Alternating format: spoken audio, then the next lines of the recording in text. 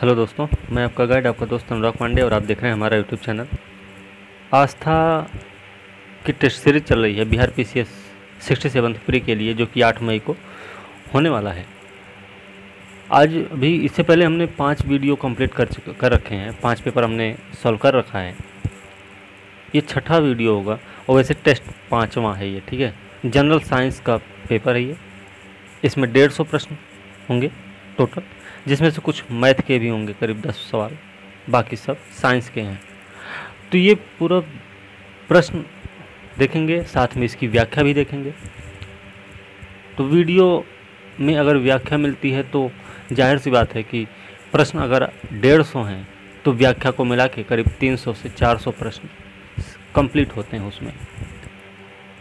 तो भैया वीडियो को अंत तक ज़रूर देखें। वीडियो अच्छी लगे तो लाइक शेयर कमेंट भी करें, साथ में चैनल को भी सब्सक्राइब कीजिए और अपने दोस्तों को भी आप शेयर कर सकते हैं।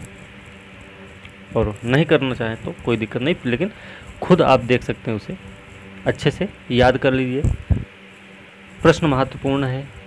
अभी ये इसका सेट ख़त्म होगा, अभी 4-5 और बचा है। इसका सेट ख़त्म करके फिर हम अब परफेक्शन का देखेंगे। उसके करीब 20 पेपर हैं हमारे पास, तो उसकी ज़्यादातर कोशिश यही रहेगी हमारी कि उसका फुल लेंथ ही कराया जाए। बाकी सब्जेक्ट वाइज रहेगा तो भी करवाएंगे हम, करीब 10 से 12 पेपर उसका भी सॉल्व करवाएंगे।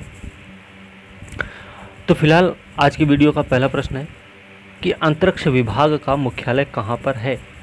देखिए, 1962 में भारतीय राष्ट्रीय अंतरिक्ष अनुसंधान समिति के गठन के साथ ही भारत में अंतरिक्ष क्रियाकलापों का शुभारंभ हो गया था 1962 में। तो भारत सरकार द्वारा अंतरिक्ष आयोग का गठन जून 1972 में करके, नहीं, अंतरिक्ष आयोग का गठन कर जून 1972 में अंतरिक्ष विभाग की स्थापना भी की गई थी। अंतरिक्ष विभाग कब बना? 1972 में, जून का महीना है। सितंबर 1982 में इसरो को अंतरिक्ष विभाग के अंतर्गत लाया गया।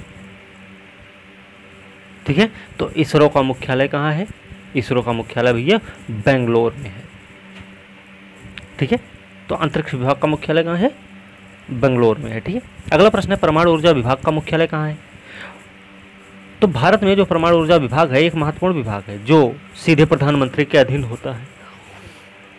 तो एक प्रश्न ये भी तैयार हो गया कि परमाणु ऊर्जा विभाग किसके अधीन काम करता है? तो प्रधानमंत्री के अधीन। इसका मुख्यालय मुंबई में है और याद रखना इसकी स्थापना हुई थी 3 अगस्त 1954 को। ठीक है, 3 अगस्त 1954 को इसकी स्थापना हुई और वो भी मुंबई में। अगला प्रश्न है बायोटेक प्राइड क्या है भाई? बायोटेक प्राइड, देखिए, केंद्रीय विज्ञान प्रौद्योगिकी मंत्रालय ने बायोटेक प्राइड डेटा एक्सचेंज के माध्यम से अनुसंधान और नवाचार का प्रचार दिशा निर्देश जारी किया है।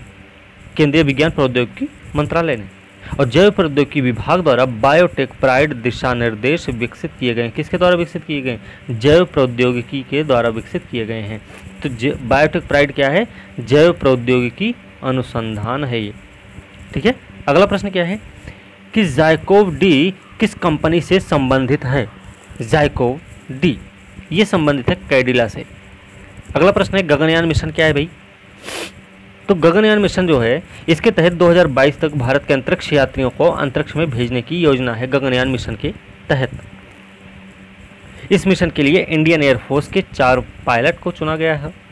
इसरो ने गगनयान प्रोग्राम के लिए लिक्विड प्रोपेलेंट विकास इंजन के तीसरे लॉन्ग ड्यूरेशन हॉट टेस्ट सफलतापूर्वक परीक्षण कर लिया है। तो गगनयान मिशन क्या है भाई?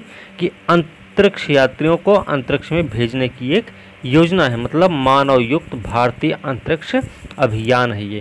तो इसका सही उत्तर बी हो जाएगा। ठीक है, अगला प्रश्न क्या है? अगला प्रश्न है व्योम मित्र का संबंध है। व्योम मित्र का संबंध किससे है? देखिए, भारतीय अंतरिक्ष अनुसंधान केंद्र ने अपनी पहली महिला ह्यूमॉइड, इंसान जैसी दिखने वाली रोबोट का पहला प्रोटोटाइप पेश किया है। ठीक है, इस रोबोट का नाम है व्योम मित्र। तो क्या है ये भाई? व्योम मित्र का संबंध किससे है? ठीक है, इसका नाम व्योम मित्र है। दिसंबर 2021 में भेजे जाने वाले मानव अंतरिक्ष मिशन के व्योम मित्र पुरुष अंतरिक्ष यात्रियों की मदद करेगा और इसका संबंध है गगनयान मिशन से। ठीक है, याद रखना। अगला प्रश्न है डीआरडीओ द्वारा विकसित ड्रोन का नाम क्या है? डीआरडीओ ने जिसको विकसित किया, जो ड्रोन विकसित किया, उसका नाम क्या है? तो उसका नाम है निशांत।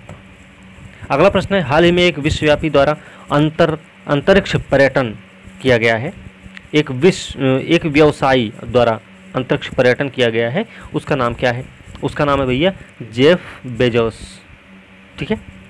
अगला प्रश्न है डीआरडीओ द्वारा विकसित कोरोना दवा का नाम क्या है? तो 2DG, ये सबको पता होगा, है ना? तो 2DG नाम है इसका। अगला प्रश्न क्या है कि 2020 तक भारत द्वारा नवीकरणीय ऊर्जा से विद्युत उत्पादन का लक्ष्य क्या था? 2030 तक की बात हो रही है। तो याद रखना 2030 तक हाल ही में क्या हुआ कि राष्ट्रपति रामनाथ कोविंद ने कहा है कि भारत ने 2030 तक 450 गीगावाट अक्षय ऊर्जा उत्पादन का लक्ष्य रखा। इसके पहले 2022 तक 175 गीगावाट ऊर्जा का उत्पादन लक्ष्य था। 2022 तक कितना था? 175 गीगावाट। 2030 तक हो गया 450 गीगावाट। ठीक है। अगला प्रश्न है इनमें से कौन विषम पोषी होते हैं? विषम पोषी कौन होते हैं भाई?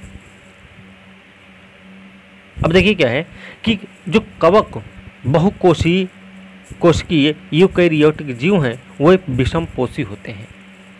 ठीक है, ध्यान रखना। विषम पोषी होते हैं जो पोषण के लिए सड़े गले कार्बनिक पदार्थ पर निर्भर करते हैं, इसलिए इसे मृत जीवी भी कहा जाता है। और याद रखना कवक के कुछ प्रमुख उदाहरण भी हैं, जैसे यीस्ट है, पेंसिलियम है, मशरूम है। ठीक है। अगला प्रश्न क्या है भाई? अगला प्रश्न है इनमें से किसे निर्जीव और सजीव के बीच की कड़ी कहा जाता है? निर्जीव और सजीव के बीच की कड़ी किसको कहा जाता है? तो देखिए संरचना के आधार पर सूक्ष्म जीवों को जीन 3 प्रकार में विभाजित किया जाता है। एक सब सेलुलर होता है, एक प्रोकैरियोटिक होता है और एक यूकैरियोटिक होता है। जो सब सेलुलर प्रकार की संरचना होती है उसके डीएनए या आरएनए जो होते हैं वो एक प्रोटीन आवरण के द्वारा घिरे होते हैं। जैसे विषाणु जो क्या होते हैं? विषाणु सूक्ष्म आकार के होते हैं और ये अपना पोषण क्या करते हैं?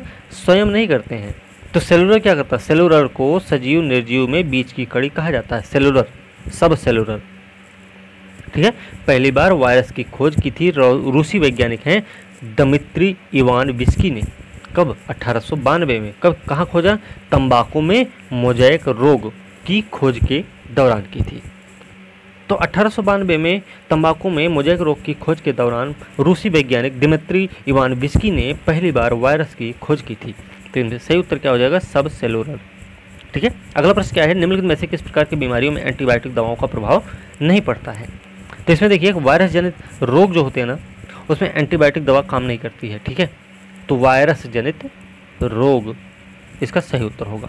अगला प्रश्न है जेलीफिश किस संघ के अंतर्गत आते हैं? जेलीफिश किस संघ के अंतर्गत? ये आते हैं भैया सिलेंट्रेटा या फिर निडेरिया संघ। निडेरिया संघ भी याद रखना, इसके अंतर्गत आते हैं ये।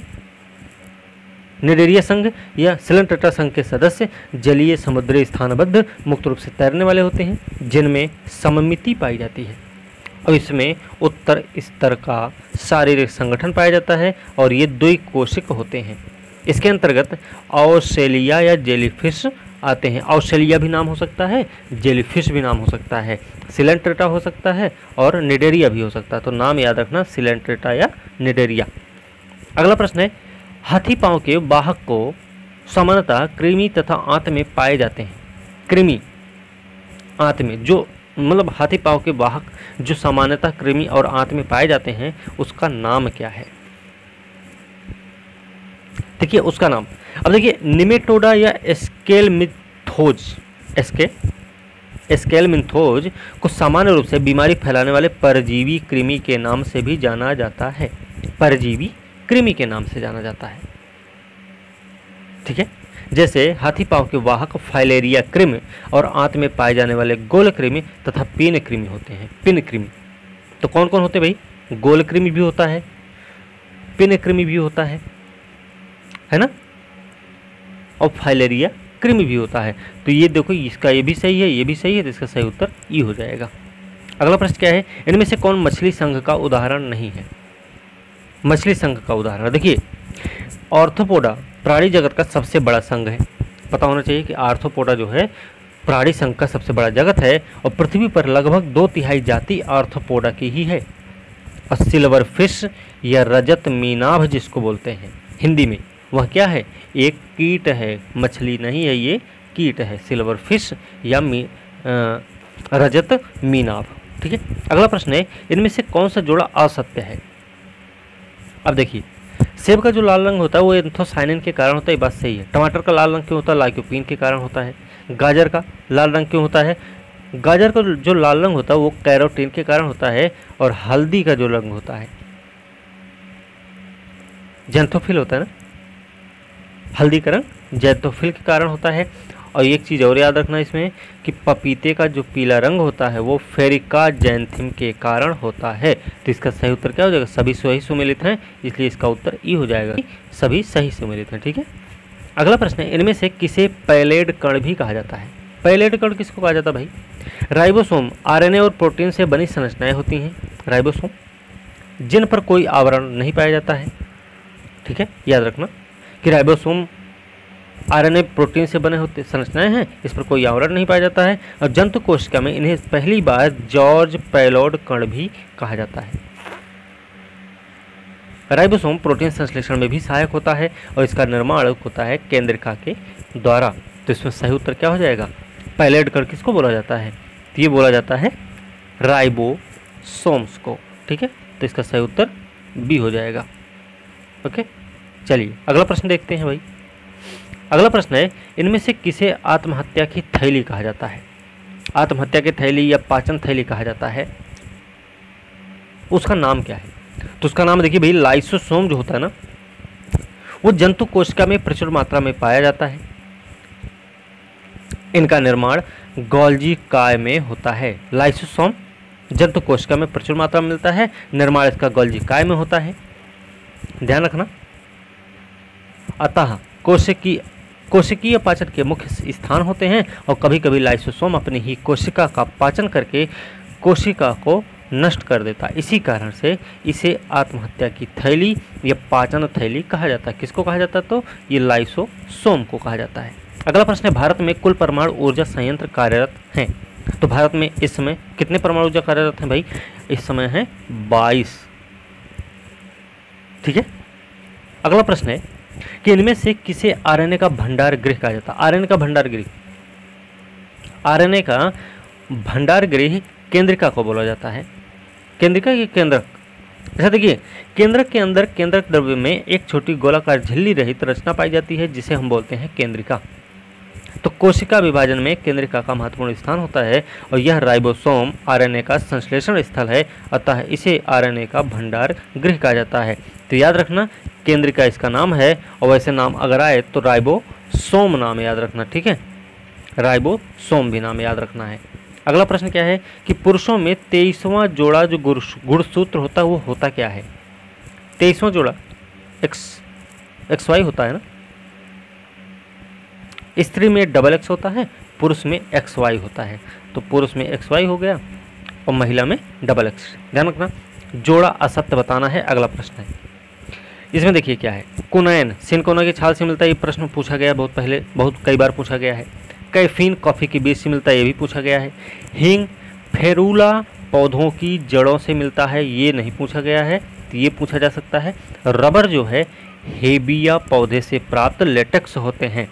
ठीक है, तो इसका सही उत्तर ई हो जाएगा क्योंकि सभी सही सुमेलित हैं। ठीक है, अगला प्रश्न है, भोजन को पत्तियों से पौधों के अन्य भागों में ले जाने का काम कौन करता है? एक जाइलम होता है, एक फ्लोएम होता है। तो इसमें तो फ्लोएम काम करेगा ना। जाइलम, जा से जाइलम, जा से जल, फा से फ्लोएम, फा से फल या फा से फूड। तो फ्लोएम होना चाहिए ना इसका सही उत्तर। फ्लोएम जो होता है ना, जीवित उत्तक होते हैं जो भोजन को पत्तियों से पौधों के अन्य भागों में पहुंचाते हैं। यह वृक्ष की छाल की आंतरिक परत होती है। यदि किसी वृक्ष फ्लोएम क्षतिग्रस्त हो जाए तो पक्षियों द्वारा निर्मित पोषक तत्व जड़ों तक नहीं पहुंच पाता और वृक्ष धीरे धीरे क्या करता है, वो सूख जाता है। तो इसका सही उत्तर क्या हो जाएगा? फ्लोएम। अगर यहीं पे पूछा जाता कि पत्तियों से पौधों के अन्य भागों में ले जाने के लिए पानी ले जाने के लिए कौन काम करता, तो वहाँ पे जाइलम उसका नाम होता। ठीक है, तो ध्यान रखना, जल के लिए जाइलम और भोजन के लिए फ्लोएम। अगला प्रश्न है, स्वाद का अनुभव होता है तो जीभ के पीछे वाले हिस्से पे होता है क्या?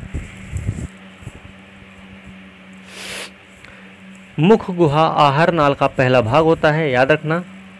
मुख गुहा में जीभ और दांत होते हैं। स्वाद का अनुभव करने के लिए जीभ की ऊपरी सतह पर स्वाद कलिकाएं पाई जाती हैं जो मीठा, खट्टा, नमकीन, कड़वा इन सभी का अनुभव करती हैं। तो जीभ के ऊपरी सतह की बात होती है, ठीक है, वहीं पे अनुभव होता है कि स्वाद क्या है।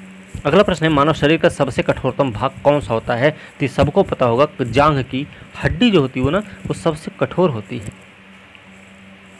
है ना? जांघ की हड्डी है ना, कि जबड़ा, देखिए दंतवल्क या एनेमल दांत की ऊपरी परत होती है, जबड़ा जिसको बोलते हैं। एनेमल मानव शरीर का सबसे कठोर भाग होता है। एनेमल 98% कैल्शियम लवण द्वारा बना होता है, जिसे हम फ्लोरीन मजबूती प्रदान करता है, जिसे फ्लोरीन मजबूती प्रदान करता है। तो इसमें एनेमल आ रहा है, सही उत्तर होगा, ठीक है, इसका सही उत्तर एनेमल हो जाएगा। अगला प्रश्न है, इनमें से किसमें कार्बोहाइड्रेट और वसा के लिए पाचक एंजाइम मौजूद होते हैं? कार्बोहाइड्रेट और वसा के लिए पाचक एंजाइम मौजूद होते हैं, तो किसमें मौजूद होते हैं भाई? देखिए अग्न्याशय रस क्षारीय होता है। पहली चीज याद रखना, अग्न्याशय रस कैसा होता है? क्षारीय होता है, जो अग्न्याशयी कोशिकाओं द्वारा स्रावित होता है। इसमें 98% जल होता है और 2% होता है एंजाइम और लवण। इनमें कार्बोहाइड्रेट, वसा, प्रोटीन इत्यादि सभी के पाचन के लिए पाचक एंजाइम उपस्थित होते हैं, अतः इसे पूर्ण पाचक रस भी कहा जाता है। तो इसका सही उत्तर अग्न्याशय रस हो जाएगा, ठीक है। अगला प्रश्न है, सेरिब्रम कहाँ होता है? तो सेरिब्रम जो है ना, एक वयस्क मनुष्य के मस्तिष्क का भार होता है 1300 से 1400 ग्राम और तथा यह उसके संपूर्ण भार का लगभग 2% है। अग्र मस्तिष्क 2/3 भाग बनाता है, अग्र मस्तिष्क, तो अग्र मस्तिष्क का ही एक भाग होता है सेरिब्रम। तो अग्र मस्तिष्क, ये भी याद रखना है। अगला प्रश्न देखते हैं कि इनमें से किस रोग को राजाओं की बीमारी की संज्ञा दी जाती है? राजाओं की बीमारी होती है वो टीबी को ही बोलते होंगे राजाओं, राजयक्ष्मा बोला जाता है उसे, है ना? तो राजयक्ष्मा ही होगा। अच्छा देखिए इसमें क्या है कि राजयक्ष्मा, टीबी, मधुमेह, दमा उमा नहीं है। अब देखिए क्या होता है कि गठिया शरीर की अस्थियों को जोड़ों से संबंधित एक रोग है। इस रोग में जोड़ों के ऊपर की त्वचा पर सूजन या लालिमा दर्द होता है। गठिया रोग होने के कारण शरीर के रक्त में यूरिक अम्ल के स्तर का बढ़ जाना होता है, यूरिक अम्ल बढ़ जाता है और यह यूरिक अम्ल क्रिस्टलों के रूप में जोड़ों, टेंडन और जोड़ों के आसपास के ऊतकों में जमा होने लगता है। तो गठिया को क्या कहते हैं? राजाओं की बीमारी या धनी लोगों की बीमारी कहा जाता है। तो भैया यहाँ पे गठिया है, ठीक है, टीबी नहीं है। अगला प्रश्न है, इंसुलिन नामक हार्मोन का स्राव करती है। इंसुलिन का स्राव कहाँ से होता है भाई? हार्मोन का। तो बीटा कोशिकाएं इंसुलिन नामक हार्मोन का स्रावण करती हैं और इंसुलिन तथा प्रोटीन श्रृंखला या पेप्टाइड हार्मोन है। इंसुलिन में जस्ता धातु उपस्थित रहता है, इंसुलिन में जस्ता धातु उपस्थित रहता है। इसका मुख्य काम होता है रक्त के अतिरिक्त शुगर को ग्लाइकोजन में परिवर्तित करना। तो इसका सही उत्तर क्या हो जाएगा? बीटा कोशिका। अगला प्रश्न है, फिर से बताना भैया कौन सा सुमेलित नहीं है? तो देखिए पहला वाला सुमेलित है क्या? देख लीजिए, विटामिन बी1 थायमीन है, विटामिन बी3 नियासिन है, विटामिन बी12 साइनोकोबालामिन है और विटामिन सी जो होता है एस्कॉर्बिक अम्ल होता है। ये सबको पता है, तो इसका सही उत्तर ई हो जाएगा क्योंकि सभी सही सुमेलित हैं। अगला प्रश्न है, प्रकाश संश्लेषण में सर्वाधिक प्रभावकारी रंग कौन सा होता है? प्रकाश संश्लेषण में सबसे ज़्यादा प्रभावकारी रंग कौन सा होता है? तो होता है लाल। देखिए सूर्य के प्रकाश में पौधों की कोशिकाओं में उपस्थित क्लोरोफिल की सहायता से कार्बन डाइऑक्साइड और जल के संयोग से कार्बन मुक्त यौगिक कार्बोहाइड्रेट और ग्लूकोज के निर्माण की प्रक्रिया को प्रकाश संश्लेषण बोलते हैं। और यह क्या होता है? यह एक जैव रासायनिक अभिक्रिया है और याद रखना कि प्रकाश संश्लेषण में लाल रंग सबसे ज़्यादा प्रभावकारी होता है, जिसका सही उत्तर लाल हो जाएगा। अगला प्रश्न क्या है कि निम्न में से कौन सा कथन सही सुमेलित नहीं है? इसमें देखिए माइटोकॉन्ड्रिया, अल्टमैन, गोल्जी काय, कैमिलो गोल्जी, विटामिन, फंक, चेचक का टीका एडवर्ड जेनर ने किया। तो इसका सही उत्तर क्या हो जाएगा? ई। क्यों? क्योंकि सभी सही सुमेलित हैं। अगला प्रश्न है, इनमें से किस विटामिन को हार्मोन कहा जाता है? कौन से विटामिन जिसको हार्मोन बोला जाता है? तो भैया याद रखना, विटामिन डी को हार्मोन कहा जाता है। अगला प्रश्न है, निम्नलिखित में से असत्य बताना है। तो देखिए, परमाणु ऊर्जा के जनक हैं डॉक्टर होमी जहांगीर भाभा, बात सही है। अंतरिक्ष कार्य के जनक कौन है? विक्रम साराभाई हैं। महिला मिसाइल महिला किसको कहा जाता है? टेथी थॉमस को कहा जाता है। नैनो तकनीक किसको से संबंधित है? CNR राव से संबंधित है। तो भैया ये सभी के सभी स्टेटमेंट ये जो हैं मिलानो सही हैं। इसका सही उत्तर इसलिए ई हो जाएगा क्योंकि सभी सही सुमेलित हैं। अगला प्रश्न है, निम्न में से कौन सा जीव स्तनधारी जीव नहीं है? स्तनधारी जीव कौन सा नहीं है इसमें? देखिए समुद्री गाय, समुद्री सिंह और डॉल्फिन, ये तो स्तनधारी जीव हैं भाई। और याद रखना, डायटम जो होता है ना वो एक कोशिकीय शैवाल है जिसका उपयोग पानी में डूबने से हुई मृत्यु का पता लगाने में किया जाता है। तो डायटम क्या है? ये एक कोशिकीय शैवाल होता है। तो इसका सही उत्तर डायटम हो जाएगा, डी। अगला प्रश्न है, शाकाहारी किस पोषण स्तर के अंतर्गत आते हैं? तो पोषण स्तर 2 के अंतर्गत आते होंगे ये, है ना? कि शाकाहारी भाई अपना भोजन कहाँ बनाते हैं? वो तो पौधों से खाते हैं ना, पौधों से अपना भोजन लेते हैं। तो इसका सही उत्तर बी हो जाएगा, पोषण स्तर 2 में आएंगे। पहले के अंतर्गत कौन आएगा फिर, ये आपको बताना है, ठीक है। अगला प्रश्न है, जैव अपघटक क्या होते हैं भाई? जैव अपघटक जो होते हैं ना वो परजीवी होते होंगे, है ना? नहीं, देखिए जैव अपघटक शाकाहारी होते हैं क्योंकि वे पौधों और जंतुओं के अपघटन से आहार प्राप्त करते हैं। तो जैव घटक क्या हैं? शाकाहारी हैं। तो सही बात है, ठीक है। अगला प्रश्न है, मानव और जैवमंडल कार्यक्रम कब प्रारंभ हुआ? मानव और जैवमंडल कार्यक्रम MAB, है ना? ये कब प्रारंभ हुआ भाई?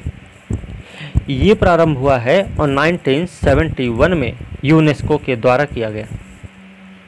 यह एक अंतर सरकारी वैज्ञानिक कार्यक्रम है। उद्देश्य है कि मानव और पर्यावरण के बीच संबंधों में सुधार के लिए एक वैज्ञानिक आधार स्थापित करना। तो 1971 में शुरू हुआ था, यूनेस्को के द्वारा किया गया था। अगला प्रश्न है, कैंसर के इलाज के लिए जिस रेडियो औषधि का उपयोग मुख्य रूप से उपयोग होता है उसका नाम क्या है? उसका नाम क्या है? उसका नाम है कोबाल्ट 60। अगला प्रश्न है, निम्नलिखित में से कौन सा जोड़ा सही सुमेलित नहीं है? अब देखिए, कुमारा कॉम पक्षी विहार केरल में है, सही बात है। सलीम अली पक्षी विहार गोवा में है, सही बात है। रंगन चिट्टू पक्षी विहार कर्नाटक में है, सही बात है। घाना पक्षी विहार राजस्थान में है, सही बात है। तो जब सब कुछ सही है तो इसमें गलत क्या है? तो गलत कुछ नहीं है, इसलिए इसका सही उत्तर ई हो जाएगा, ठीक है। अगला प्रश्न है, अफीम प्राप्त किया जाता है? अब पके फलों के लैक्टस से मिलता होगा अफीम, है ना? अफीम को पुस्तक के पौधे के कच्चे फल में चीरा लगाकर निकाले गए दूध से प्राप्त किया जाता है। किससे? बिना पके फलों के लैक्टस से प्राप्त होता है, ठीक है। तो इसका सही उत्तर हो जाएगा बी, कि अफीम कहाँ से मिलता है, ठीक है।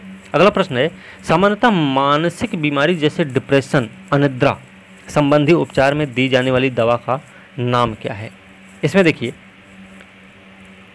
मानसिक बीमारी डिप्रेशन अनिद्रा में जो उपचार वाली दवा दी जाती है उसका नाम क्या है? तो इसमें देखिए एक चीज़ ध्यान रखना कि बारबिट्यूरेट्स, एम्फिटामाइंस, बेंजोडाइजेपिन्स, लाइसर्जिक अम्ल, डाई इथाइल माइड या LSD और अन्य समान प्रकार के ड्रग्स जो सामान्यतः मानसिक बीमारी जैसे डिप्रेशन अनिद्रा में दिए जाते हैं, ठीक है। तो इसमें कौन कौन सा है? बारबिट्यूरेट्स है, यूरेट्स है वो, ठीक है। एम्फिटामाइंस है, बेंजोडाइजेपिन्स है और लाइसर्जिक अम्ल डाइइथाइल अमाइड भी है। तो इसका सही उत्तर क्या हो जाएगा? ई, क्योंकि ये सभी चीज़ें डिप्रेशन के समय, मानसिक बीमारी के समय दी जाती हैं। अगला प्रश्न है, प्रकाश वैद्युत प्रभाव के आविष्कारकर्ता कौन थे भाई? प्रकाश वैद्युत प्रभाव के आविष्कारकर्ता कौन थे? तो याद रखना इसके आविष्कारकर्ता हैं। क्या नाम उनका? 1887 में हेनरिच हर्ट्ज नाम है इनका। इन्होंने इसकी खोज की थी 1887 में। किसी पदार्थ के द्वारा बहुत ही छोटी तरंगदैर्घ्य के विद्युत चुम्बकीय विकिरण से ऊर्जा के अवशोषण के फलस्वरूप उसमें से इलेक्ट्रॉनों का उत्सर्जन होता है, इसी को हम प्रकाश वैद्युत प्रभाव बोलते हैं। अगला प्रश्न है, प्रत्येक वर्ष राष्ट्रीय विज्ञान दिवस मनाया जाता है, तो ये फरवरी में मनाया जाता है। सीवी रमन, चंद्रशेखर वेंकट रमन के जन्मदिन पे नहीं, रमन प्रभाव की खोज के उपलक्ष्य में मनाया जाता है विज्ञान दिवस। 28 फरवरी को मनाया जाता है, ये सबको पता होगा, है ना, ध्यान रखना। और क्यों मनाया जाता है ये कई बार प्रश्न पूछा गया है। अगला प्रश्न क्या है? अगला प्रश्न है, औषधि विज्ञान के पिता के नाम से किसको जाना जाता है? औषधि विज्ञान के पिता कौन भाई? रोगों के उपचार के लिए दवाओं का प्रयोग सबसे पहले हिप्पोक्रेट्स ने किया था। हिप्पोक्रेट्स नाम है और इन्हें ही औषधि विज्ञान का जनक या औषधि विज्ञान का पिता कहा जाता है। अगला प्रश्न क्या है कि इनमें से किस रोग का वाहक एडिज इजिप्टी नामक मच्छर नहीं होता है? पीत ज्वर, पीला ज्वर जो होता है वो किस मक्खी काटने होता था क्या? कि डेंगू तो नहीं है। चिकनगुनिया, देखिए जो मलेरिया है, मलेरिया रोग का कारण होता प्लाज्मोडियम नामक प्रोटोजोआ। मलेरिया रोग का कारण होता प्लाज्मोडियम नाम का एक प्रोटोजोआ होता है जिसका वाहक होता मादा एनाफ्लीज मच्छर होती है। मादा एनाफ्लीज, एडिज इजिप्टी नहीं, मादा एनाफ्लीज होता है। पहली बार सर रोनाल्ड रॉस ने यह जानकारी दी थी कि जिन्हें इस कार्य के लिए 1902 में चिकित्सा का नोबेल पुरस्कार भी दिया गया था। डेंगू, पीत ज्वर, चिकनगुनिया ये सब क्या है? मादा एडिज इजिप्टी मच्छर के काटने से होते हैं। लेकिन जो मलेरिया है वो वो किससे होता है? तो वो होता है प्लाज्मोडियम नामक प्रोटोजोआ से, और जो मादा एनाफ्लीज मच्छर के काटने से होता है। ठीक है। अच्छा, लार में मुख्य रूप से कितने प्रकार के एंजाइम पाए जाते हैं? तो पिछले वाले में रहा प्रश्न, तो इसमें 3 प्रकार के एंजाइम पाए जाते हैं। ठीक है। मुख्य रूप से अगर देखा जाए 2 प्रकार के पाचक एंजाइम होते हैं, टाइलिन और लाइसोजाइम। टाइलिन और लाइसोजाइम क्या है? पाचक एंजाइम है। ठीक है, ध्यान रखना। और मेढक व्हेल में लार ग्रंथियां नहीं पाई जाती, ये भी हमको याद रखना। मेढक और व्हेल में लार ग्रंथियां नहीं पाई जाती, तो इसमें सही उत्तर 3 हो जाएगा। ठीक है। अगला प्रश्न है, विटामिन ए का संश्लेषण गृह कौन सा है? तो विटामिन ए का संश्लेषण गृह होता है यकृत। ठीक है। अगला प्रश्न है, असत्य बताना इसमें। तो देखिए, इसरो का मुख्यालय कहाँ है? इसरो का मुख्यालय दिल्ली में थोड़ी ना है, इसरो का मुख्यालय तो बेंगलुरु में है। DRDO सही है ना, और बार्क का भी सही है। ICAR भी दिल्ली में है, तो इसका सही उत्तर क्या हो जाएगा? C हो जाएगा। इसरो जो है दिल्ली में नहीं, बेंगलुरु में है। ठीक है। मनुष्य के आहार नाल की लंबाई कितनी होती है? मनुष्य के आहार नाल जो होता है वो एक लंबी सतत नलिका होती है जो मुख से गुदा तक फैली होती है, और इसकी लंबाई होती है लगभग 30 फीट। ध्यान रखना, लगभग 30 फीट होती है। अच्छा, दमा और गंजापन बीमारी की वजह क्या है? ये हमने पहले भी वीडियो में देख रखा है, ये वाला प्रश्न। तो दमा और गंजापन जो है वो कवक जनित बीमारी है। ठीक है। चलिए, अगला प्रश्न है, विश्व का सबसे बड़ा पुष्प रफलेशिया, ये सबको पता होगा। रफलेशिया जो है विश्व का सबसे बड़ा पुष्प है। हृदय का पहला प्रतिस्थापन किसके द्वारा किया गया था भैया? ये देखो, दक्षिण अफ्रीका के डॉक्टर हैं और नाम है इनका डॉक्टर क्रिश्चियन बर्नार्ड। ये भी प्रश्न पूछा गया है पहले, तो याद रखना, डॉक्टर क्रिश्चियन बर्नार्ड के द्वारा पहला प्रतिस्थापन हृदय का किया गया था। हृदय का पहला प्रतिस्थापन उन्हीं के द्वारा किया गया, क्रिश्चियन बर्नार्ड के द्वारा। दक्षिण अफ्रीका के हैं ये। अगला प्रश्न क्या है? हर गांव तक ऑप्टिकल फाइबर लाइन पहुंचाने की योजना है, कौन सा है भाई? Bharatmala, Bharat net, digital India कार्यक्रम, इंट्रानेट। तो डिजिटल इंडिया कार्यक्रम है क्या? नहीं, इसका सही उत्तर है भारत नेट। अक्टूबर 2010 में नेशनल ऑप्टिकल फाइबर नेटवर्क को लॉन्च किया गया। फिर 2015 में क्या हुआ? इसका नाम बदल दिया गया। नाम क्या रखा गया? फिर नाम रखा गया भारत नेट। ठीक है। इसी के तहत ग्रामीण भारत में ई गवर्नेंस, ई स्वास्थ्य, ई शिक्षा, ई बैंकिंग, इंटरनेट, अन्य सेवाओं के वितरण को सुगम बनाना है। इसका अभी तृतीय चरण चल रहा है 19 से 23, तीसरा चरण है इसका। कब से कब तक? 19 से लेकर तो 23 तक है, ठीक है ना। चलिए अगला प्रश्न देखते हैं भाई। अगला प्रश्न है, मानव पोषण के लिए टमाटर बहुल स्रोत है। किसका बहुल स्रोत है भाई? टमाटर में मुख्य रूप से देखा जाए तो साइट्रिक और मौलिक अम्ल पाया जाता है। कौन कौन सा? साइट्रिक और मौलिक अम्ल पाया जाता है टमाटर में, जिसके कारण यह प्रत्यायन को कार्य करता है, प्रत्याम्ल को कार्य करता है। इसमें ऑक्जेलिक अम्ल भी उपस्थित होता है, ठीक है, लेकिन इसकी मात्रा बहुत कम होती है। तो इसमें याद रखना भाई, साइट्रिक अम्ल होता है, ऑक्जेलिक होता है लेकिन बहुत कम मात्रा में होता है, ठीक है। तो साइट्रिक अम्ल इसका सही उत्तर हो जाएगा। ओके, अगला प्रश्न है, महिलाओं में पुरुषों जैसे लक्षण दिख जाए उसको क्या बोलते हैं? उसको बोलेंगे, पिछला वाला वीडियो अगर आपने देखा है तो उसमें विरिलिज्म बोलेंगे, है ना, विरिलिज्म बोलेंगे कि महिलाओं में पुरुषों जैसे लक्षण, दाढ़ी वाढ़ी आ जाए, भारी आवाज़ दिखे, ये सब गुण जो होते हैं वो विरिलिज्म बोलते हैं इसको। महिलाओं में क्या होता है कि एंड्रोजन्स के अतिस्राव का दुष्परिणाम होता है कि उनकी आवाज़ मोटी हो जाती है, उनके दाढ़ी जैसे वो दिखते रहते हैं ना। तो इसका सही उत्तर हो जाएगा विरिलिज्म। अगला प्रश्न देखते हैं। अगला प्रश्न है, ठोस से द्रव बनने की क्रिया क्या कहलाती है? अच्छा, अगर ठोस से द्रव बनता है तो उसको गलन बोलेंगे, द्रव से गैस बने तो वाष्पीकरण बोलेंगे। याद रखना, द्रव से ठोस बन जाए तो जमना हो जाएगा, गैस से द्रव बन जाए तो संघनन होगा, ठोस से गैस बने तब ऊर्ध्वपातन हो जाएगा, और गैस से अगर ठोस बन जाए तो उसको ऊर्ध्वपातन उत्क्रमण कहा जाता है। तो ठोस से द्रव बनने की जो क्रिया है उसको हम बोलते हैं गलन, ठीक है।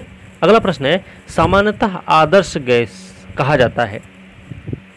आदर्श गैस, देखिए गैस, जो गैस बॉयल के नियम, आवोगाड्रो के नियम और चार्ल्स के नियमों को पूरी तरह पालन करते हैं उन्हें हम आदर्श गैस कहते हैं। और ये गैस जो होती है ना वो काल्पनिक टाइप की होती है। किसका किसका पालन करेंगे भाई?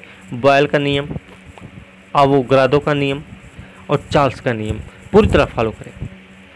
तो जो गैस बॉयल के नियम को पूरी तरह पालन करती है, जो गैस चार्ल्स के नियम को पूरी तरह पालन करे, जो गैस आवोगाड्रो के नियम का पूरी तरह पालन करता है उसे हम आदर्श गैस कहते हैं, ठीक है। और ये कैसी होती है? काल्पनिक गैस होती है, ठीक है। अच्छा, पीने योग्य पानी के बारे में सत्य नहीं असत्य है। इसके बारे में सत्य क्या है भाई? देखिए पीएच मान तो 7 होता है, प्रकृति उदासीन होती है, इसलिए इसका स्वाद ना ही अम्लीय होता है और ना ही क्षारीय होता है। तो याद रखना, पीने योग्य पानी का TDS जो होता है ना वो 300 से कम होता है। तो इसमें देखिए असत्य 2 हो सकते हैं, लेकिन A और C दोनों तो सही हैं, B और D दोनों गलत हैं। इसका सही उत्तर E हो जाएगा, ठीक है। चलिए, तो pH मान 7 होता है, उदासीन होते हैं, TDS होता है 300 से कम। अगला प्रश्न देखते हैं, किसी तत्व के रासायनिक गुण कौन तय करता है? किसी तत्व का जो रासायनिक गुण होगा वो कौन तय करेगा? वो तय करेंगे भैया इलेक्ट्रॉन की संख्या। इलेक्ट्रॉन की संख्या के आधार पर ही किसी तत्व का रासायनिक गुण को तय करते हैं, ठीक है। अगला प्रश्न क्या है कि व्यतिकरण के उदाहरण हैं। व्यतिकरण के उदाहरण क्या है भाई? ये व्यतिकरण के देखिए उदाहरण है, साबुन के बुलबुलों का रंगीन दिखाई देना व्यतिकरण का उदाहरण है। जल की सतह पर फैले तेल की परत का रंगीन दिखाई पड़ना ये भी इसी का उदाहरण है। CD का रंगीन दिखाई पड़ना ये भी है। तो जब तीन के तीनों व्यतिकरण के ही उदाहरण हैं, इसका सही उत्तर ई हो जाएगा। अगला प्रश्न है, इंद्रधनुष बनने का कारण क्या है? इंद्रधनुष बनने का जो कारण है, देखिए वर्षा के बाद क्या होता है ना, अनुकूल परिस्थितियों में आकाश में बनने वाली सप्तरंगी चंद्रकार आकृति होती है जिसे हम कहते हैं इंद्रधनुष। और सूर्य के प्रकाश का जल की बूंदों द्वारा वर्ण विक्षेपण कर दिया जाता है। सूर्य के प्रकाश का जल की बूंदों के द्वारा वर्ण विक्षेपण कर दिया जाता है तथा अपवर्तन, परावर्तन और पूर्ण आंतरिक परावर्तन के सम्मिलित प्रभाव से इंद्रधनुष दिखाई पड़ता है। तो कौन कौन सा है? अपवर्तन भी होता है, परावर्तन भी होता है ठीक है, अपवर्तन और परावर्तन, और साथ में पूर्ण आंतरिक परावर्तन होता है। तो अपवर्तन और परावर्तन होता है, याद रखना। इसका सही उत्तर सी हो जाएगा। अगला प्रश्न है, बेलनाकार लेंस का प्रयोग किस दृष्टि दोष में किया जाता है? बेलनाकार लेंस, तो बेलनाकार लेंस का प्रयोग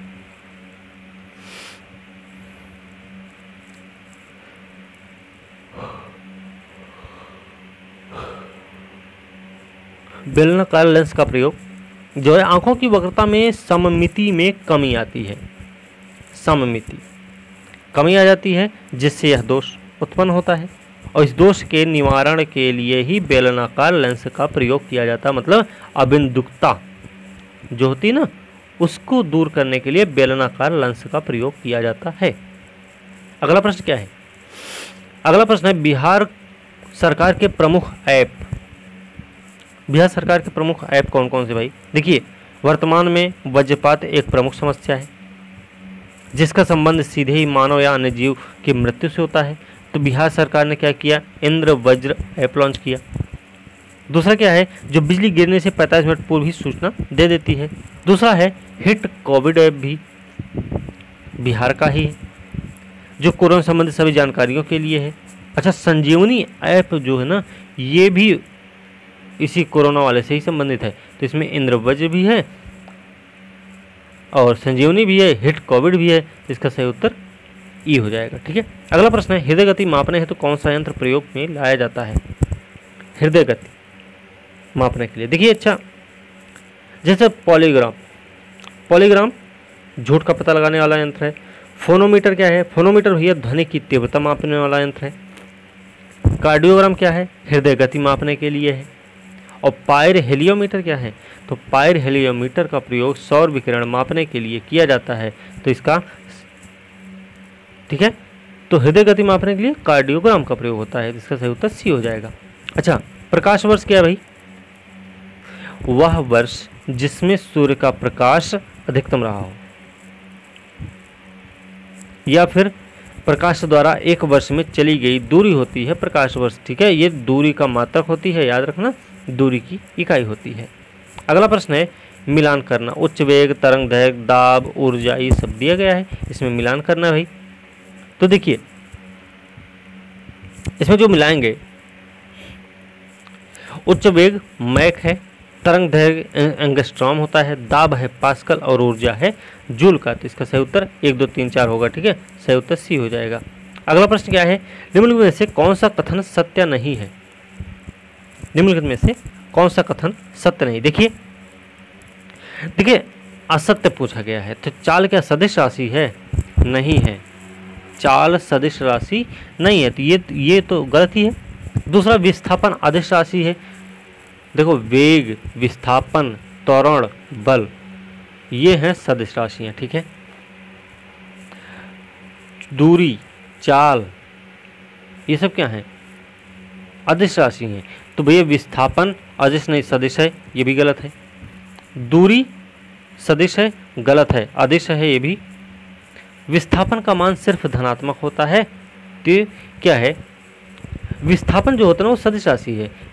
ठीक है, और विस्थापन का मान जो होता है वो हमेशा मतलब धनात्मक, ऋणात्मक और शून्य कुछ भी हो सकता है। तो भैया इसलिए ये भी गलत है, ध्यान रखना। तो इसका सही उत्तर ई हो जाएगा। ठीक है, अगला प्रश्न है, त्वरण का एसआई मात्रक क्या होता है? जो त्वरण का एसआई मात्रक होता है ना, वो मीटर प्रति सेकंड स्क्वायर होता है। त्वरण का एसआई मात्रक मीटर प्रति सेकंड स्क्वायर होता है। जार्विक 7 क्या है भाई? जार्विक 7 जो है एक कृत्रिम हृदय है। इसका आविष्कार किया था रॉबर्ट जार्विक ने। यह कृत्रिम हृदय पहली बार बार्ने क्लार्क नामक रोगी में 1982 में, क्या नाम है भाई? बार्ने क्लार्क। तो बार्ने क्लार्क के मतलब रोगी है, उसी में पहली बार 1982 में ये प्रतिस्थापित किया गया था जार्विक 7 को। क्या है? तो ये कि एक कृत्रिम हृदय है। ठीक है, ध्यान रखना। टेफ्लॉन क्या होता है भाई? टेफ्लॉन, देखिए टेफ्लॉन जो है ना, ये पॉलीटेट्राफ्लोरोएथिलीन को आमतौर पर हम टेफ्लॉन बोलते हैं। पॉलीटेट्राफ्लोरोएथिलीन को क्या बोलते हैं? आमतौर पर टेफ्लॉन बोला जाता है। और PTFE पॉलीटेट्राफ्लोरोएथिलीन एक ठोस फ्लोरोकार्बन है। इसका घनत्व होता है 2.2 ग्राम प्रति घन सेंटीमीटर और इसका गलनांक होता है 327 डिग्री सेंटीग्रेड। और विशेषता यह मान चलिए कि बर्तनों पर न चिपकने वाली सतह के रूप में यह प्रयुक्त किया जाता है। तो ये क्या भाई? ये है फ्लोरोकार्बन। ओके, चलिए अगला प्रश्न देखते हैं भाई।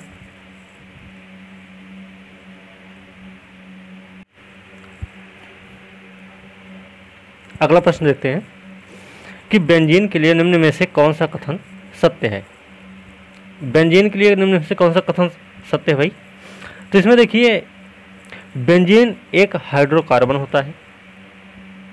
ठीक है, यह एक हाइड्रोकार्बन होता है जिसका सूत्र होता है C6H6। ठीक है, तो इसमें 6 कार्बन परमाणु एक बंध से हाइड्रोजन से और 2 से अन्य निकटवर्ती कार्बन परमाणुओं से संबद्ध रहते हैं। और कार्बन का चौथा बंध जो होता है युग्म बंध के रूप में उपस्थित माना गया है। और इसमें 12 सिग्मा और 3 पाई बंध होते हैं। तो 12 सिग्मा भी होता है, 3 पाई बंध भी होता है इसमें। ठीक है, तो इसका सही उत्तर क्या होगा कि सी वाला, कि 12 सिग्मा 3 पाई बंध होते हैं। C6H6 इसका सूत्र होता है। यह एक हाइड्रोकार्बन होता है। निम्नलिखित में से किसको वुड स्प्रिट भी कहा जाता है? वुड स्प्रिट किसको कहा जाता है भाई? मेथेनॉल। ठीक है, मेथेनॉल या मेथिल एल्कोहल को, मिथिनॉल या मेथिल एल्कोहल को वुड स्प्रिट कहा जाता है। अगला प्रश्न है, भारत सरकार द्वारा कोरोना के दौरान जिस ऐप का उपयोग किया गया, भारत सरकार ने किया था कोरोना के दौरान, कौन सा ऐप था भाई? उस ऐप का नाम था आयुष्मान। अगला है, शक्कर के किण्वन से क्या बनता है? शक्कर के किण्वन से ग्लूकोज और फ्रक्टोज से बनी गन्ने की शर्करा जो होती है, इसका आणविक सूत्र होता है C12H32O11। क्या होता है इसका?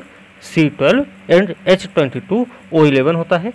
के किण्वन से इथाइल एल्कोहल बनता है। तो इथाइल एल्कोहल बनता है या फिर एथिल एल्कोहल बनता है। दोनों ही ऑप्शन सही होंगे। अगर एथिल एल्कोहल, इथाइल एल्कोहल दोनों के ऑप्शन आ जाएं एक साथ तो उसमें सही उत्तर ई वाला हो जाएगा ऑप्शन। ठीक है, ध्यान रखना इसका। अगला प्रश्न क्या है? प्राकृतिक रबर निम्न में से किसका बहुलक होता है? जो प्राकृतिक रबर होता है, ये कई बार प्रश्न में पूछा गया है, ये आइसोप्रीन का बहुलक होता है। ठीक है, ध्यान रखना। और आइसोप्रीन क्या है? एक कार्बनिक पदार्थ होता है। इसका सूत्र होता है CH2 = C × CH3 × CH = CH2 होता है। तो इसका सही उत्तर क्या होगा? आइसोप्रीन। अगला प्रश्न है, निम्न में से कौन सा बहुलक बुलेट प्रूफ वस्त्र बनाने में उपयोग किया जाता है? कोई बहुलक है जो बुलेट प्रूफ वस्त्र बनाने में प्रयोग किया जाता है, उसका नाम क्या है? तो उसका नाम है पॉलीपैराफेनिलीन टेप्थोलैमाइड, मतलब पॉलीएमाइड होता है। ठीक है ना, ध्यान रखिएगा। बहुलक का नाम है या फिर पॉलीएमाइड ऑप्शन में आए, या फिर पॉलीपैराफेनिलीन टेरेप्थोलैमाइड होता है। ठीक है, यह सिंथेटिक फाइबर होता है, ध्यान रखना। और इसका ब्रांड नाम जो होता है वो केवलर होता है। तो केवलर भी याद रखना है, पॉलीपैराफेनिलीन टेरेप्थोलैमाइड भी याद रखना है, पॉलीएमाइड भी याद रखना है। और यह एक सिंथेटिक फाइबर होता है, ये भी ध्यान रखना है। अगला प्रश्न है, खारे पानी को शुद्ध पानी में परिवर्तित करने की प्रक्रिया को क्या कहते हैं? खारा पानी है, उसको शुद्ध पानी में परिवर्तित करने की प्रक्रिया को बोलते हैं उत्क्रम परासरण। अगला प्रश्न है, विश्व का सबसे तेज सुपर कंप्यूटर कौन सा है? तो इस समय विश्व का सबसे तेज सुपर कंप्यूटर अगर कोई है तो उसका नाम है जापान का फुगाकू। उसके बाद नाम आता है समिट का, समिट जो कि अमेरिका का है, ठीक है। दूसरे नंबर का है सियरा, तीसरे नंबर का है। सबसे तेज सुपर कंप्यूटर विश्व का। भारत के भी 2-3 हैं, उनका नाम थोड़े से याद रखना है हमको, ठीक है। चलिए अगला प्रश्न है, सोने को घोला जा सकता है, किसमें घोला जा सकता है भाई? सोने को स्वर्ण, नाइट्रिक, सल्फ्यूरिक, हाइड्रोक्लोरिक अम्ल से प्रभावित नहीं होता है। सोना किससे? नाइट्रिक, सल्फ्यूरिक, हाइड्रोक्लोरिक अम्ल से प्रभावित नहीं होता है। लेकिन अम्लराज, एक्वारेजिया जिसको बोलते हैं, इसके 3 भाग होते हैं, सांद्र हाइड्रोक्लोरिक अम्ल, 3 भाग सांद्र हाइड्रोक्लोरिक अम्ल के होते हैं, 1 भाग होता है सांद्र नाइट्रिक अम्ल का। इन दोनों के मिश्रण से बनता है एक्वारेजिया जिसको अम्लराज बोलते हैं। इसमें घुलकर क्लोरोऑरिक अम्ल बनाता है ये। तो क्या है भाई? हाइड्रोक्लोरिक अम्ल और नाइट्रिक अम्ल, ये दोनों होते हैं। सल्फ्यूरिक भी होता है, नहीं ये नहीं होता, नाइट्रिक अम्ल होता है और हाइड्रोक्लोरिक अम्ल होता है, जिसका सही उत्तर ई हो जाएगा, ठीक है, ध्यान रखना। अगला प्रश्न देखते हैं, माइका क्या है भाई? माइका क्या होता है? देखिए, अभ्रक एक महत्वपूर्ण गैर धात्विक खनिज होता है, ठीक है। यह ऊष्मा का चालक होता है, विद्युत का कुचालक होता है। ऊष्मा का चालक है और विद्युत का कुचालक होता है। इसका उपयोग मुख्य रूप से विद्युत उद्योगों में किया जाता है। किसका? अभ्रक का, क्योंकि इसमें विद्युत रोधन क्षमता अधिक होती है और यह उच्च वोल्टेज को भी सह सकता है। इसमें ऊर्जा क्षय भी कम होता है। विद्युत रोधन क्षमता इसकी अधिक होती है, ध्यान रखना। उच्च वोल्टेज को भी ये सह सकता है और इसमें ऊर्जा क्षय भी कम होता है। अभ्रक की पारद्युतिक जो शक्ति होती है, डाइलेक्ट्रिक स्ट्रेंथ होती है और रासायनिक स्थिरता, ये दोनों अधिक होती है। अतः इसे क्या बोलते हैं? संधारित्र बोलते हैं। अधिक वोल्टेज के विद्युत उपकरणों के लिए इंसुलेटर के निर्माण में इसका प्रयोग भी किया जाता है। तो यह ऊष्मा का चालक होता है और विद्युत का कुचालक होता है, ठीक है, ध्यान रखना। अगला प्रश्न क्या है कि मोती के मुख्य अवयव क्या हैं? मोती के मुख्य अवयव क्या हैं? तो इसका सही उत्तर हो जाएगा कैल्शियम कार्बोनेट, ठीक है। अगला प्रश्न है, भारी पानी कौन सा है? भारी पानी वह पानी होता है जिसमें क्या होता है? भारी पानी जो ड्यूटेरियम हाइड्रोजन का समस्थानिक होता है, जिसके द्वारा भारी पानी में हाइड्रोजन ड्यूटेरियम के द्वारा प्रतिस्थापित किया जाता है, ठीक है। तो इसका सही उत्तर क्या हो जाएगा? इसका सही उत्तर होगा जिसमें हाइड्रोजन का स्थान आइसोटोप ले लेता है, वही भारी पानी होता है। अगला प्रश्न है, इनमें से किसी भविष्य के ईंधन के रूप में जानते हैं? तो ये तो हाइड्रोजन होना चाहिए।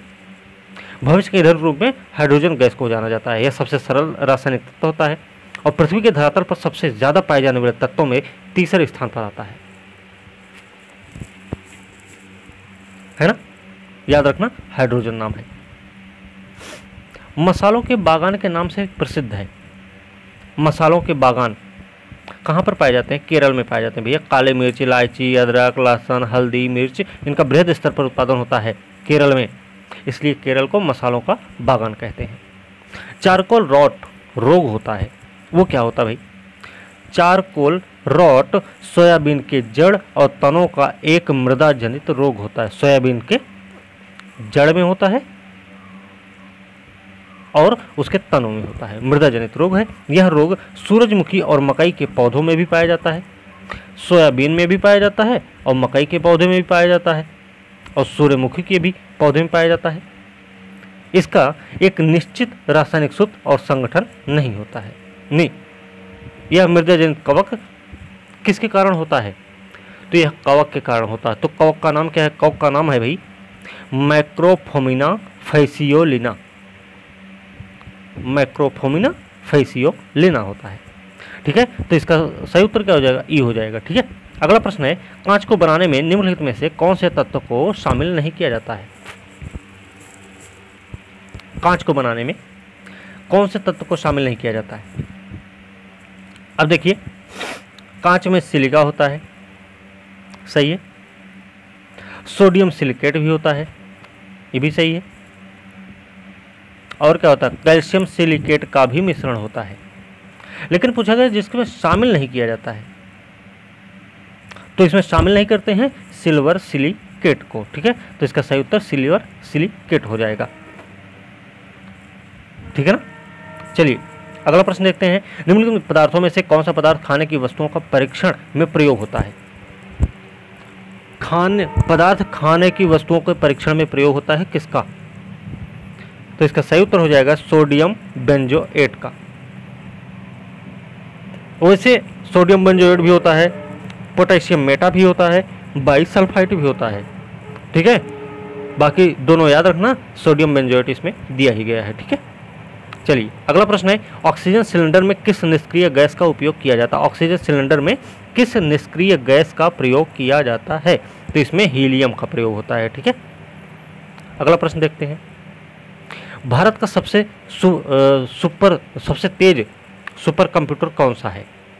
प्रत्यूष, परम सिद्धि, मिहिर या पेश?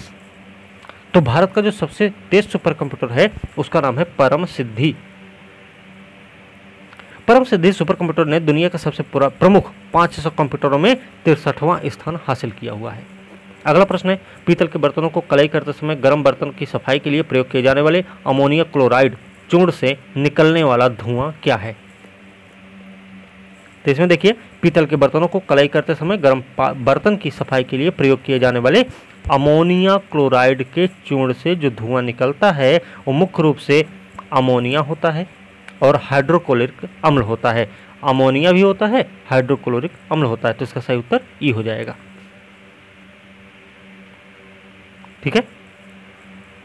वैसे डी होना चाहिए क्योंकि एक ऑप्शन में दोनों ही दिए गए हैं, अमोनिया और हाइड्रोक्लोरिक अम्ल, ठीक है। अगला प्रश्न है, 10 वाट के 10 बल्ब 10 घंटे तक जलाए जाएं तो कुल कितनी विद्युत ऊर्जा खर्च होगी? ये प्रश्न आया हुआ है, पहले भी पूछा गया है भाई, तो इसमें याद रखना 1 यूनिट ऊर्जा खत्म होगी, ठीक है। अगला प्रश्न है, कौन सा जोड़ा सही सुमेलित नहीं है?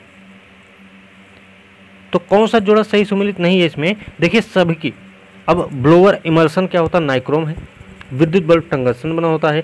हेलोजन लाइट में टंगस्टन और सोडियम मिश्र धातु का प्रयोग किया जाता है और CFL में पारे का प्रयोग होता है। तो सभी सही सुमेलित है, इसका सही उत्तर ई हो जाएगा, ठीक है। अगला प्रश्न है, विद्युत चालकता की यूनिट क्या होती है?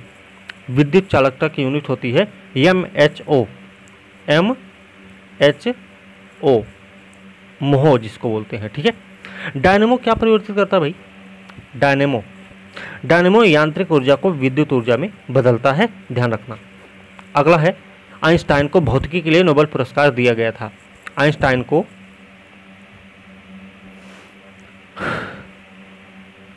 1921 का नोबेल पुरस्कार दिया गया था, ठीक है, ध्यान रखना। अगला प्रश्न है, पॉलीमरेज चेन रिएक्शन का प्रयोग किया जाता है। पॉलीमरेज चेन रिएक्शन का प्रयोग किया जाता है। तो पॉलीमरेज चेन रिएक्शन का प्रयोग इन विट्रो DNA प्रबंधन तकनीक में किया जाता है, ठीक है। इसका सही उत्तर क्या हो जाएगा? बी हो जाएगा, ठीक है। चलिए अगला प्रश्न देखते हैं। पॉलीमरेज चेन रिएक्शन की खोज के लिए केरी बिमुलिस को नोबेल पुरस्कार दिया गया था। तो कब दिया गया था? ये दिया गया था भैया 1993 में। केरी बिमुलिस को नोबेल पुरस्कार पॉलीमरेज चेन रिएक्शन के लिए की खोज के लिए दिया गया था, ठीक है, 1993 में। संवेग भौतिक राशियों का गुणनफल क्या होता है? अगला प्रश्न है, तो संवेग भौतिक राशियों का गुणनफल होता है द्रव्यमान और वेग। द्रव्यमान और वेग का गुणनफल संवेग होता है, ठीक है। अगला प्रश्न है, किस देश के द्वारा सबसे पहले व्यावसायिक 5G नेटवर्क की शुरुआत की गई? तो ये चीन के द्वारा की गई क्या? ये की गई है दक्षिण कोरिया के द्वारा, ठीक है। सही उत्तर दक्षिण कोरिया हो जाएगा, ठीक है। अगला प्रश्न है, 200 ग्राम पदार्थ पर 1 न्यूटन बल लगने पर कितना प्रवेग उत्पन्न होता है? 200 ग्राम के पदार्थ पर 1 न्यूटन बल लगने पर कितना प्रवेग उत्पन्न होता है? तो इसका सही उत्तर हो जाएगा 5 मीटर प्रति सेकंड स्क्वायर के बराबर, ठीक है। अगला प्रश्न है, पदार्थ का जड़त्व उसकी किस भौतिक राशि का माप बताता है? तो पदार्थ का जो जड़त्व होता है ना, वो उसके द्रव्यमान को बताएगा। अगर किसी वस्तु का द्रव्यमान अधिक है तो उस वस्तु की गति का प्रतिरोध भी अधिक होगा, तो इसका सही उत्तर द्रव्यमान हो जाएगा। जी का मात्रक क्या होता है? गुरुत्वीय त्वरण। जब कोई वस्तु ऊपर से मुक्त रूप से छोड़ी जाती तो वह गुरुत्व बल के कारण पृथ्वी की ओर गिरने लगती है, और जैसे जैसे वस्तु पृथ्वी की सतह के निकट आती जाती है उसका वेग भी क्या होता है? बढ़ता जाता है, ध्यान रखना। अतः उसके वेग में त्वरण उत्पन्न हो जाता है और जिसे गुरुत्वीय त्वरण कहते हैं, और इसे जी से प्रदर्शित करते हैं, और इसका मात्रक होता है मीटर प्रति सेकंड स्क्वायर। ठीक है, ध्यान रखना इसका। अगला प्रश्न है, पदार्थ का संवेग दोगुना होने पर उसकी गतिज ऊर्जा कितने गुना बढ़ जाती है? अगर पदार्थ का संवेग 2 गुना कर दिया जाए तो उसकी गतिज ऊर्जा भी 2 गुना बढ़ जाती है। ठीक है, ध्यान रखना। अगला प्रश्न है, कौन सा इलेक्ट्रॉनिक विन्यास फ्लोरीन के लिए है? इलेक्ट्रॉनिक विन्यास की बात हो रही है यहाँ पे। नहीं, एक मिनट, ये जो 105 नंबर प्रश्न था, पदार्थ का संवेग 2 गुना हो जाए तो उसकी गतिज ऊर्जा क्या होगी? तो वो भैया 4 गुना होगी। ठीक है, अगला प्रश्न क्या था? कौन सा इलेक्ट्रॉनिक विन्यास फ्लोरीन के लिए है? तो ये है भैया 2 और 7। 2 और 7 क्या है? इलेक्ट्रॉनिक विन्यास फ्लोरीन के लिए होता है। ठीक है, निम्नलिखित में से किसमें धन विद्युत प्रभार होता है? धन विद्युत प्रभार किसमें होता है भाई? तो ये होता है, देखिए, द्विधन आवेशित हीलियम परमाणु को ही अल्फा कण बोलते हैं। क्या बोलते हैं? अल्फा कण या अल्फा किरण बोलते हैं। मतलब अल्फा कण पर धनावेश होता है, ये बात हमको ध्यान रखनी है। तो द्विधन आवेशित हीलियम परमाणु को ही अल्फा कण बोला जाता है, ये बात याद रखना। तो इसका सही उत्तर बी हो जाएगा। ठीक है, अगला प्रश्न देखते हैं। अगला प्रश्न है, निम्नलिखित में से कौन सा तत्व रासायनिक दृष्टि से निष्क्रिय होता है? तो कौन सा तत्व है भाई जो रासायनिक दृष्टि से निष्क्रिय होता है? वो होता है नाइट्रोजन। रासायनिक दृष्टि से ये निष्क्रिय होता है नाइट्रोजन। ठीक है, तो साधारण ताप पर ना तो यह जलता है और ना ही अम्ल धातुओं से यौगिक बनाता है। उच्च ताप पर यह अनेक तत्वों जैसे लिथियम, मैग्नीशियम, कैल्शियम, बोरॉन से क्रिया कर नाइट्राइट पदार्थ जैसे यौगिक बनाता है। ठीक है, तो इसका सही उत्तर ये हो जाएगा नाइट्रोजन। ठीक है, जो कि रासायनिक दृष्टि से निष्क्रिय होता है। अगला प्रश्न देखते हैं कि निम्नलिखित में से कौन सैकरीन बनाने में व्यवहार होता है? सैकरीन बनाने में व्यवहार होता है किसका? तो इसका सही उत्तर हो जाएगा टाइलून। ठीक है, इसका व्यापारिक नाम है टाइलटोलुऑल। उपयोग किया जाता है टीएनटी विस्फोटक के निर्माण में, सैकरीन और क्लोरीन टी औषधि के निर्माण में, द्योतक के रूप में, शुष्क धुलाई में, पेट्रोल और बेंजीन के साथ प्रतिहिमीभूत के रूप में किया जाता है। तो सैकरीन में बनाने में व्यवहार होता है टाइलून का, जिसको टोलुऑल भी बोलते हैं। ठीक है,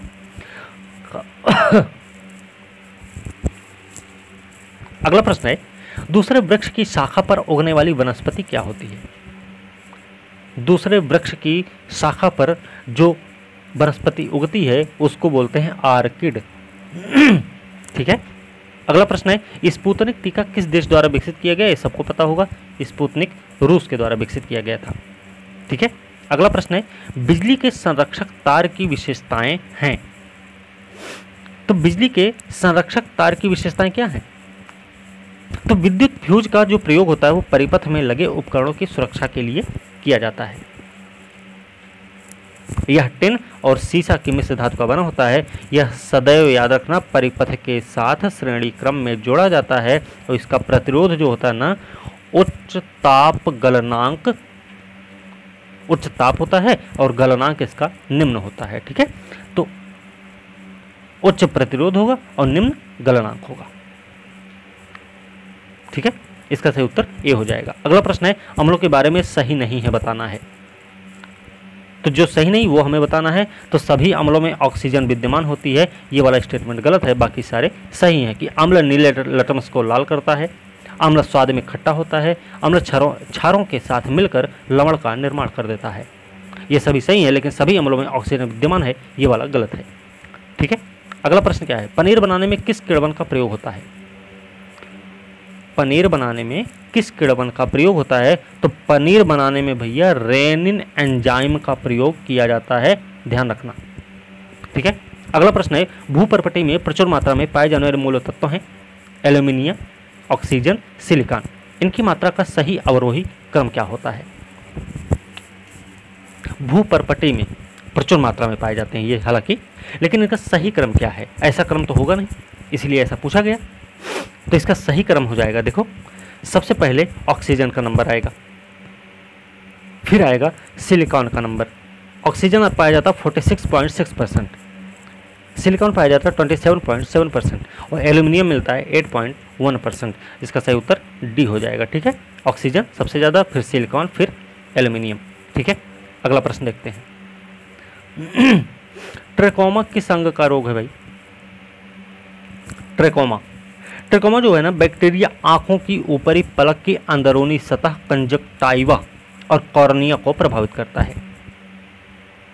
आंख से संबंधित रोग है तो आंख की ऊपरी फलक की अंदरूनी सतह कंजक्टाइवा और कॉर्निया को प्रभावित करता है। संक्रमण होने पर आंखों की पलकों में धीरे धीरे घाव होने लगता है और वह अंदर की तरफ मुड़ जाता है। इसी को हम बोलते हैं ट्राइकियासिस। ठीक है, तो यह आंख से संबंधित रोग है ट्रेकोमा। अगला प्रश्न है, छोटे छोटे ग्रहों का ऐसा समुदाय जो एक पट्टा बनाकर सूर्य की परिक्रमा करते रहते हैं उसे किस नाम से जाना जाता है? छोटे छोटे ग्रह हैं जो एक पट्टा बनाकर सूर्य की परिक्रमा करते रहते हैं, उसको हम क्या बोलते हैं भाई?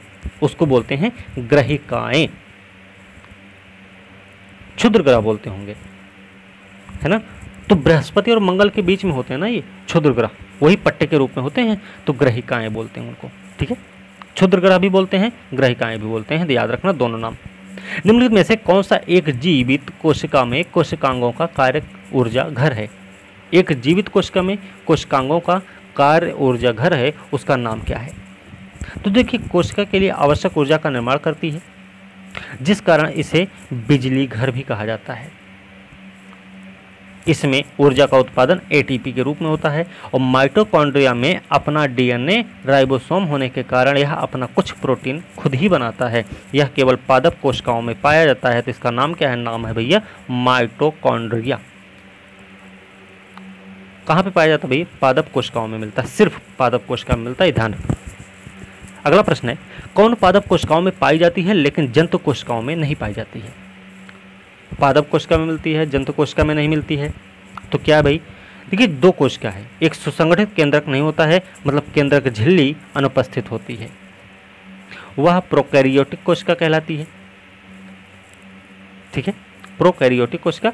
पादप कोशिका जो होती है जंतु कोशिका से भिन्न होती है, क्यों? क्योंकि इसमें कोशिका झिल्ली के बाहर कोशिका भित्ति भी पाई जाती है। ठीक है, दो रंगीन संरचनाएं जिन्हें प्लास्टिड कहते हैं केवल पादप कोशिका में ही पाई जाती है। तो भैया प्लास्टिड मिलता है और कोशिका भित्ति मिलती है। ठीक है, पादप कोशिकाओं में, जंतु कोशिकाओं में नहीं पाई जाती है। तो इसका सही उत्तर प्लास्टिड और कोशिका भित्ति हो जाएगा। अगला प्रश्न है, सौर ऊर्जा पैनल में मुख्य रूप से किस अर्धचालक का उपयोग किया जाता है? सौर ऊर्जा पैनल में कौन से अर्धचालक का उपयोग किया जाता है? तो इसमें सिलिकॉन का प्रयोग होता है। अगला प्रश्न है, पीलिया प्रभावित करती है। पीलिया किसको प्रभावित करती है भाई?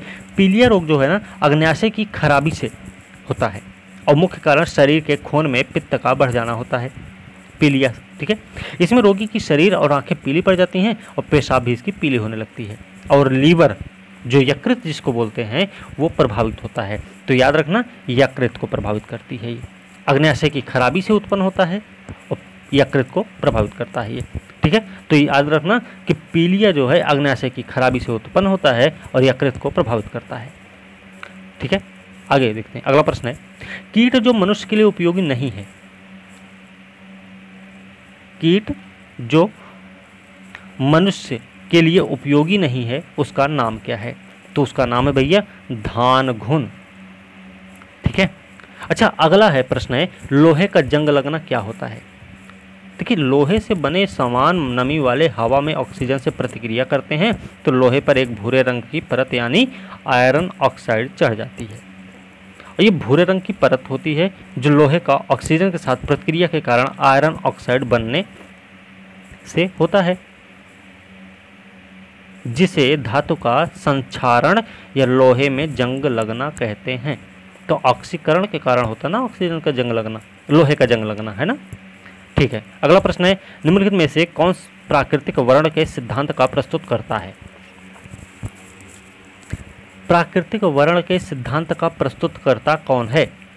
जिसमें प्राकृतिक वर्ण ही क्या होता है, क्रम विकास की प्रमुख कार्यविधि होती है, और चार्ल्स डार्विन ने इसको प्रस्तुत किया था। कौन सा? प्राकृतिक वर्ण के सिद्धांत को। ठीक है, चलिए अगला प्रश्न देखते हैं।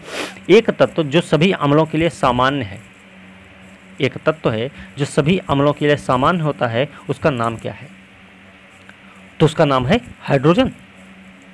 हाइड्रोजन जो होता है ना, जलीय विलयन में आयन प्रदान करते, ऐसे पदार्थ जो प्रोटॉन प्रदान करें अम्ल कहलाता है, और सभी अम्लों में सबसे अधिक सामान्य तत्व होता है हाइड्रोजन। ठीक है, HCl, HNO3, H2SO4, समझ रहे हैं ना? तो हाइड्रोजन समान रूप से मिलता है। अगला प्रश्न, निम्न में से कौन एक अधातु है जो सामान्य तापक्रम पर तरल है? एक अधातु है कोई जो सामान्य तापक्रम पर तरल होती है, उसका नाम क्या है? अब देखिए, अधातु 3 अवस्था में मिलती है, तो ब्रोमीन ही एक ऐसा अधातु है जो द्रव अवस्था में पाया जाता है, तो उसका नाम है ब्रोमीन। अगला प्रश्न है, एक दृश्य स्पेक्ट्रम में न्यूनतम तरंगदैर्घ्य का रंग होता है। एक दृश्य स्पेक्ट्रम में न्यूनतम तरंगदैर्घ्य का रंग क्या होता है? इसका सही उत्तर हो जाएगा नीला रंग। कम तरंगदैर्घ्य है और यह वायु के अणुओं से बहुत अधिक होता है, तो इसका सही उत्तर हो जाएगा नीला। अगला प्रश्न क्या है कि मानव निर्मित तीव्र प्रकाश स्रोत का अच्छा उदाहरण है। मानव निर्मित तीव्र प्रकाश स्रोत का अच्छा उदाहरण कौन सा है? तो इसका सही उत्तर हो जाएगा लेसर। ठीक है, अगला प्रश्न है, संगीत ध्वनि और शोर के बीच अंतर होता है। संगीत ध्वनि और शोर के बीच जो अंतर होता है वो क्या होता है भाई? वो होता है पिच में। ठीक है, अगला प्रश्न है, हाइड्रोजन एक बेहतर ईंधन है। क्यों भाई, ऐसा क्यों है? तो हाइड्रोजन इसलिए एक बेहतर ईंधन है, मतलब हाइड्रोजन एक बेहतर ईंधन है। क्यों? क्योंकि भैया यह ठोस, द्रव, गैस तीनों रूपों में पाया जाता है, पहली चीज। दूसरी चीज, इसकी दहन क्षमता जो होती है वो अधिक होती है, और कार्बन का उत्सर्जन कम होता है इसमें। यह गैस बहुत ही हल्की भी होती है, तो भैया ठोस, द्रव, गैस 3 में पाई जाती है, इसकी दहन क्षमता भी अधिक होती है, कार्बन उत्सर्जन भी अधिक करता है। भंडार क्षमता जो सरल होती है वो तो नहीं, लेकिन ये बहुत हल्की होती है, ये हमें ध्यान रखना है। ठीक है, अच्छा, तापक्रम बढ़ने के साथ ध्वनि की गति क्या होती भाई? तापक्रम अगर बढ़े तो ध्वनि की गति क्या होगी? तो ध्वनि की गति भी बढ़ेगी। ठीक है, मतलब दाब परिवर्तन का वायु में ध्वनि की चाल पर कोई प्रभाव नहीं पड़ता दाब परिवर्तन का, लेकिन तापमान बढ़ रहा है तो भैया ध्वनि की गति भी बढ़ेगी। ठीक है, अगला प्रश्न क्या है, जल में से लकड़ी का एक टुकड़ा तैर रहा है। यदि हम जल को गर्म करें तो लकड़ी का टुकड़ा क्या हो जाएगा? तो डूब जाएगा क्या? भैया थोड़ा उठ जाएगा, डूबेगा नहीं, वो थोड़ा सा उठेगा। ठीक है, अगला प्रश्न क्या है, जर्मन सिल्वर जो होती है वो एक मिश्र धातु होती है। तो जर्मन सिल्वर जो मिश्र धातु होती है वो किसकी मिश्र धातु होती है? तो जर्मन सिल्वर जो है कॉपर, मतलब तांबा, जस्ता, जडन और निकेल का मिश्रण होता है। ठीक है, कॉपर, जडन, जस्ता और निकेल का मिश्रण होता है जर्मन सिल्वर। ठीक है, अगला प्रश्न क्या है, उच्चतम इलेक्ट्रॉन बंधुता और आबंध ऊर्जा वाला सबसे अधिक पाया जाने वाला हैलोजन क्या है? इसका सही उत्तर क्या हो जाएगा भाई? इसका सही उत्तर हो जाएगा क्लोरीन। उच्चतम इलेक्ट्रॉन बंधुता और आबंध ऊर्जा वाला सबसे अधिक पाया जाने वाला हैलोजन है क्लोरीन। ठीक है, अगला प्रश्न क्या है, धोने का सोडा निम्न में से कौन सा है? जो धोने का सोडा है ना वो क्या होता है? देखिए, Na2CO3 सोडियम कार्बोनेट, वो धोने का सोडा होता है। सोडियम कार्बोनेट नाम है इसका, और फार्मूला इसका होता है Na2CO3। इसे धोवन सोडा भी कहते हैं, धोने का सोडा भी कहते हैं। सामान्य लवण इसमें होता है जिसका जलीय घोल भी क्षारीय होता है, इसलिए इसका उपयोग कपड़ा धोने के लिए किया जाता है। इसे धवन सोडा भी कहते हैं, वाशिंग सोडा बोलते हैं। जल की कठोरता दूर करने में भी इसका उपयोग करते हैं। याद रखना, ये जल में अतिबलीय होता है। इसका अणुसूत्र Na2CO3 इंटू 10H2O होता है, जिसका पूरा नाम होता है sodium carbonate decahydrate. Sodium carbonate decahydrate इसका पूरा नाम होता है। तो याद रखना Na2CO3 होता है। ठीक है, अगला प्रश्न क्या है? सिल्वर रिवॉल्यूशन का निम्नलिखित में से किससे संबंध है? सिल्वर रिवॉल्यूशन का संबंध किससे है? तो देखिए, सिल्वर क्रांति का संबंध होता है, संबंध है भैया पोल्ट्री फार्मिंग से। इसका उद्देश्य भारत में अंडा और मुर्गियों के उत्पादन में वृद्धि करना है। 1050-51 में अंडे की उपलब्धता प्रत्येक वर्ष 5 थी 1950-51 में। ठीक है, जो आज बढ़कर 41 हो चुकी है। ठीक है, तो पोल्ट्री फार्मिंग से संबंधित है सिल्वर रिवॉल्यूशन। अगला प्रश्न है, नाइट्रोसोमोनास किसके ऑक्सीडेशन में मदद करता है? नाइट्रोसोमोनास किसके ऑक्सीडेशन में मदद करता है? तो देखिए, ये अमोनिया से नाइट्राइट बनाता है। नाइट्रोसोमोनास किसके ऑक्सीडेशन में मदद करता है? अमोनिया से नाइट्राइट बनाता है भाई। नाइट्रीकरण जो होती है एक जैव रासायनिक क्रिया होती है, याद रखना। इसमें अमोनिया के ऑक्सीकरण से नाइट्राइट और नाइट्रोजन बनते हैं, और नाइट्रोजन चक्र की एक महत्वपूर्ण अवस्था होती है। पहली बार नाइट्राइट जीवाणु नाइट्रोसोमोनास और नाइट्रोकॉकस अमोनिया का ऑक्सीकरण नाइट्राइट में करते हैं, और इसके पश्चात नाइट्राइट जीवाणु नाइट्रोबैक्टर नाइट्राइट का परिवर्तन नाइट्रेट में कर देते हैं, और यही नाइट्रेट जो होते हैं वो फिर से पादपों के द्वारा भूमि से जड़ों द्वारा अवशोषित कर लिया जाता है, और इस प्रकार नाइट्रोजन आहार श्रृंखला में प्रवेश कर जाता है। तो अमोनिया से नाइट्राइट बनने में मदद करते हैं। ठीक है, बीओडी क्या है भाई? बीओडी क्या है? तो बीओडी भैया बायोकेमिकल ऑक्सीजन डिमांड होती है। ठीक है, अगला प्रश्न है, आदमी के सलाइवा में कौन सा एंजाइम होता है? आदमी के सलाइवा में कौन सा एंजाइम होता है? तो इसमें होता है टाइलिन एंजाइम। ठीक है, याद रखना, टाइलिन एंजाइम लार में पाया जाता है। लार मानव और अधिकांश जानवरों के मुंह में उत्पादित पानी जैसा आमतौर पर एक झागदार पदार्थ होता है। लार मौखिक द्रव का एक घटक होता है। लार उत्पादन और स्राव 3 में से 1 लार ग्रंथियों से होता है। मानव लार 98% पानी से बना होता है, जबकि इसका शेष 2% भाग होता है वो अन्य यौगिक जैसे इलेक्ट्रोलाइट, बलगम, जीवाणुरोधी यौगिकों और एंजाइम से बना होता है।